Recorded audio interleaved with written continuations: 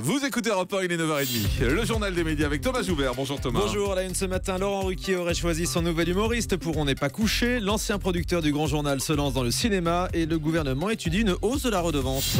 Et on commence donc avec le nouvel humoriste recruté par Laurent Ruquier dans On n'est pas couché. Il y a quelques jours, Laurent Ruquier annonçait l'arrivée d'un nouvel humoriste dans son talk-show du samedi soir sur France 2 sans dévoiler son identité. On apprend ce matin qu'il s'agirait de Marc-Antoine Lebray selon Télé 7 jours. Le jeune imitateur qui a débuté ici même dans cette émission décroche un contrat de 3 mois et si ça marche, il restera pour toute la saison, précise Laurent Ruquier.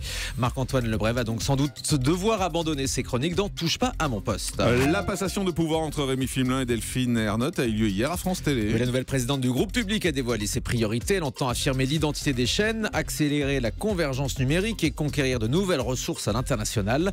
Delphine Ernotte a aussi présenté officiellement son équipe de direction. Comme annoncé cet été, Caroline Gott est nommée directrice générale à la stratégie et au programme pour l'ensemble des chaînes. Vincent Mellet, directeur exécutif de France 2.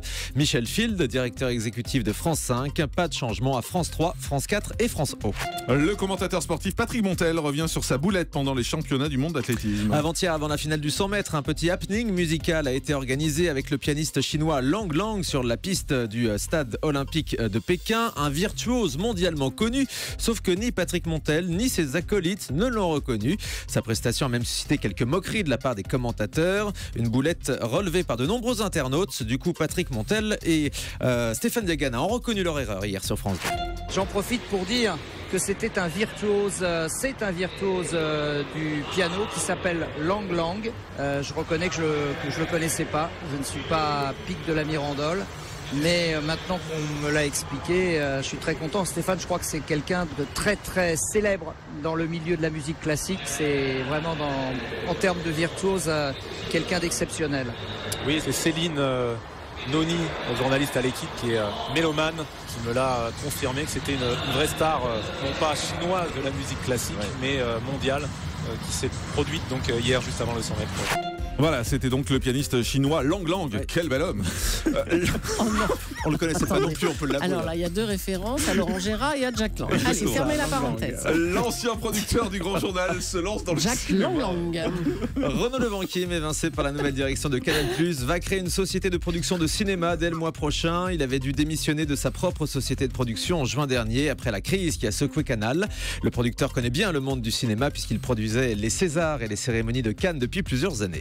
Le gouvernement envisage une hausse de la redevance. Le journal Les Échos révèle ce matin que l'exécutif hésite entre une hausse simple de la redevance défendue par Bercy ou un élargissement de son assiette aux smartphones préconisé par le ministère de la Culture. Mais le sujet est sensible car le gouvernement ne voudrait pas brouiller son message politique actuel de baisse d'impôts. Arte n'a toujours pas trouvé son nouveau directeur éditorial. La présidente d'Arte a annoncé hier que la nomination d'un nouveau directeur nécessitera un peu de temps. Vincent Mellet a quitté la chaîne franco-allemande pour prendre la direction de France 2, je vous le disais tout à l'heure. Côté programme, Arte va continuer cette année de miser sur des fictions inédites avec une dernière saison d'Ainsi soit-il et une deuxième saison de Top of the Lake. Arte va aussi lancer un journal pour les 10-14 ans, Arte Journal Junior, dès lundi prochain tous les jours à 7h30.